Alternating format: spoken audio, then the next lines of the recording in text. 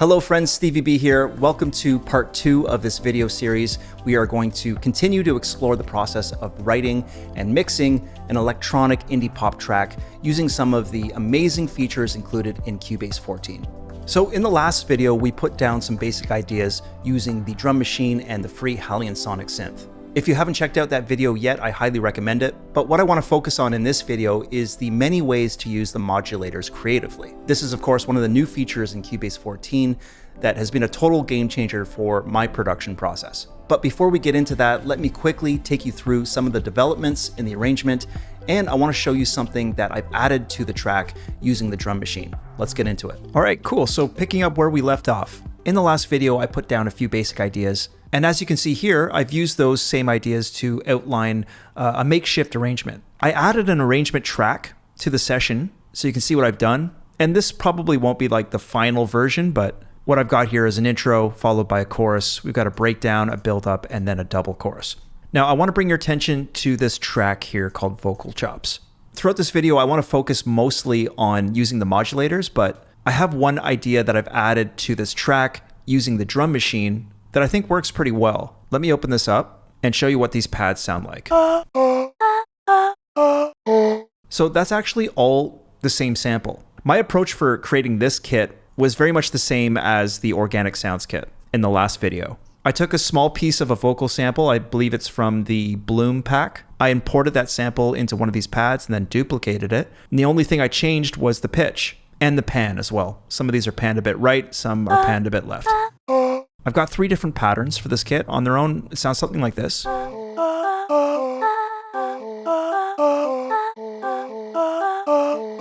And in context with everything else.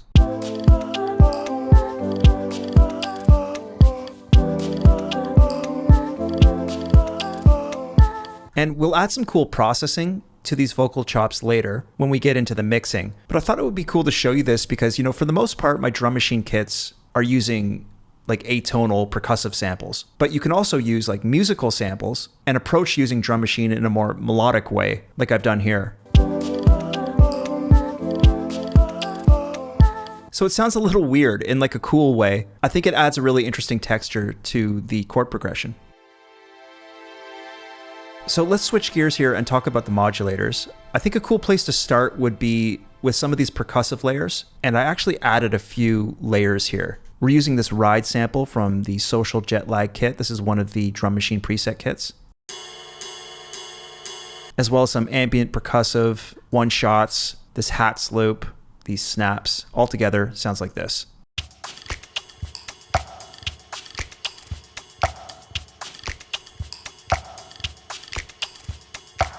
And these are all being bussed into this percussion group here at the bottom. So one simple thing we can do with these modulators on this percussion group would be to shape the volume around the kick. I want to add that sidechain effect to it. And with the modulators, this is really easy to do. And there's a couple different ways to approach it. So if I have, say, a volume plugin applied to this percussion group, what I could do is say add a shaper modulator. And let's apply this ducker shape. We'll add the connection and we'll just click on this fader. Okay, as you can see, we have it set on bipolar mode. It's going back and forth equally. Let's change that to unipolar. And we want to change the frequency to quarter notes to match our kick. So if I pull my gain way back and have the depth set at 100%, this effect will be, you know, very obvious, probably a little bit too much.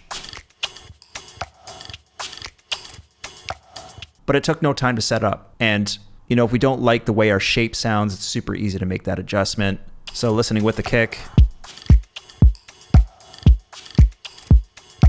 And the benefit of using this volume plugin on the channel strip is that I still have overall control of the volume with the fader on the group. So I like the way that sounds. And like I said, there's different ways to set this up. Let's say I want to apply the same effect on these vocal chops. Let's bring up the modulators on this track. And in this case, I'll choose the envelope follower. And what I'll do here is set up a sidechain source. So just click on this Setup Sidechain Routing button. I'll add my source as the kick. Make sure to press this Activate Sidechaining button. And let's just solo these vocal chops and the kick.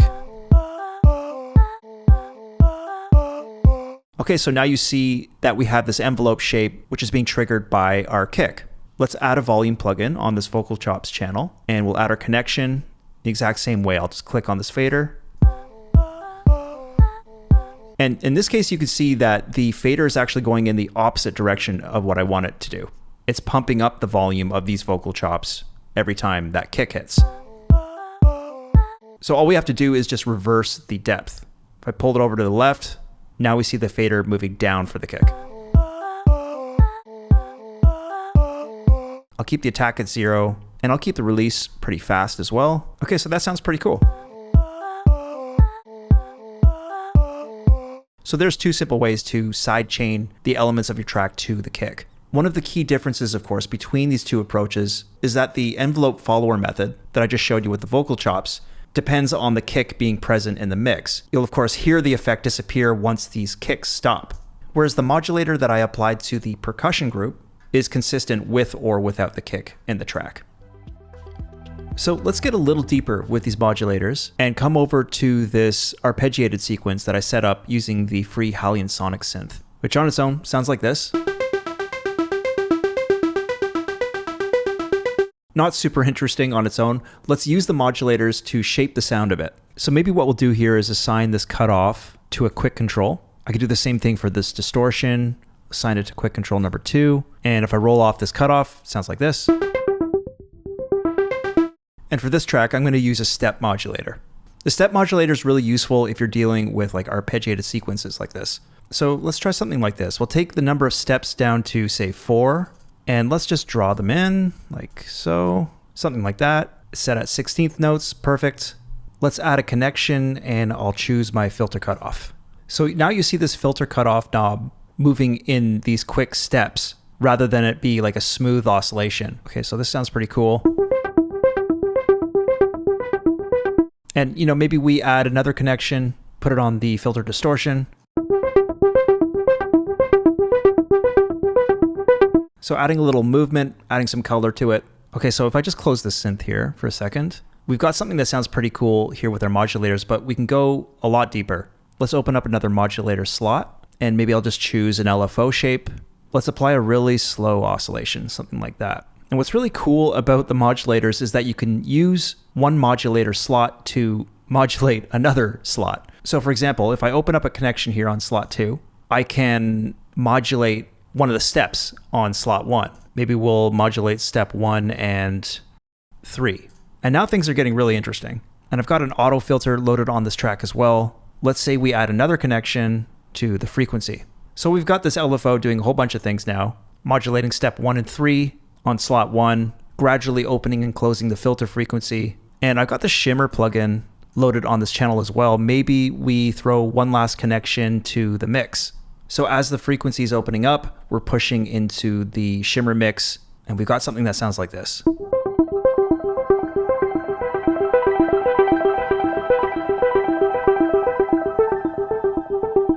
And maybe we open one more slot, use the shaper, and shape this arpeggiated synth around the kick as well. So let's use quarter notes. We'll add a connection to our volume fader.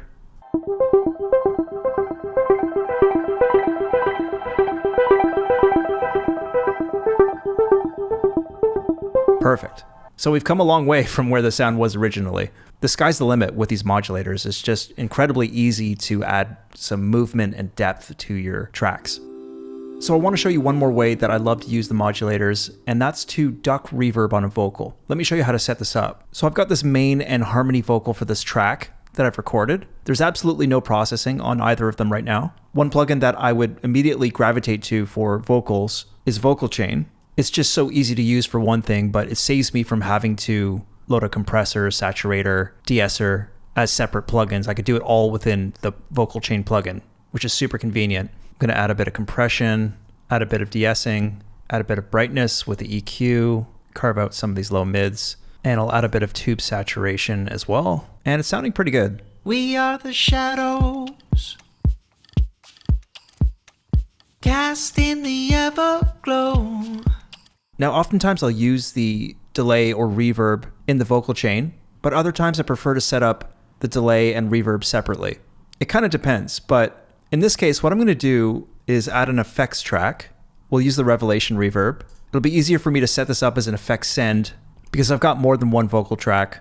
I'm going to send them all into the same reverb. So let's bring up the channel settings on my main vocal, and send a bit of this vocal into Revelation. We are the shadows. And I've set up a nice long tail here in Revelation, so that sounds pretty cool. The only problem for me is that the reverb is sort of muddying up the clarity of the vocal. So what we can do with the modulators is duck the reverb send based on the vocal input. The way to set that up is we just come to our main vocal. Let's set up a modulator and choose envelope follower. And you'll see this shape here, which is reacting to our vocal input. We are the shadows. Let's turn up the gain a bit. Cast in the everglow. And if I bring up my channel settings again, let's create a connection to the send gain.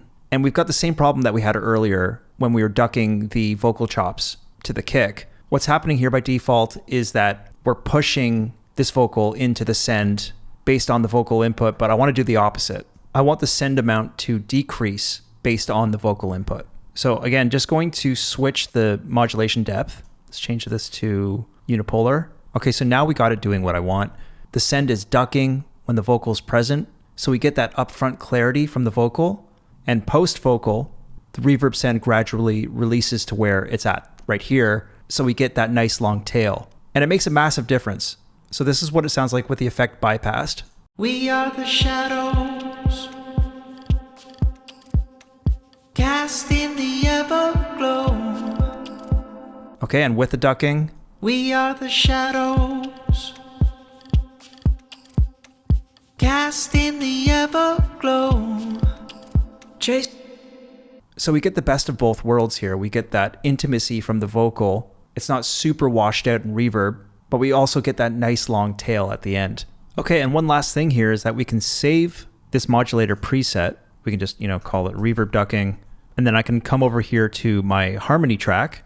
We'll choose the envelope follower and let's load that same preset. I'll add the connection to the send. And there you go, it's that easy. All my fault lines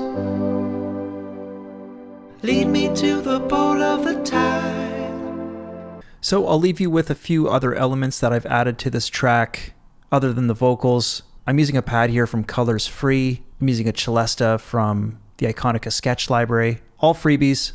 We've got a bass track. This is something I've also created using Hellion Sonic.